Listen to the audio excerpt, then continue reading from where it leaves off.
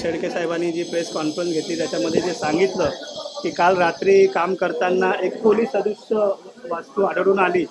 आज आम्हाला त्यांनी काल रात्री पत्र दिल्यानंतर आम्ही जेव्हा इथे आलो तेव्हा आत्ता मी आतमध्ये जाऊन बघितलं. आतमध्ये एक 5 बाय 5 फुटाचा एक चेंबर आहे आणि त्याच्या आतमध्ये गेल्यावरही एक आणखी चेंबर आहे. तिथे खूप मोठ्या प्रमाणात माती वगैरे साचलेली आहे.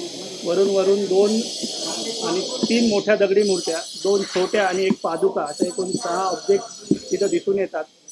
पण मातीवर खूप साऱ्या बांगड्याचे तुकडे, मातीच्या बांगड्या, काचाच्या बांगड्या, खूप सारे तुकडे आहेत आणि काही नाणी आहे जे मॉडर्न नाणी असेल 5 पैसे 10 पैसे आता जे चलनात नाही आहे त्या खूप मोठ्या प्रमाणात आहे.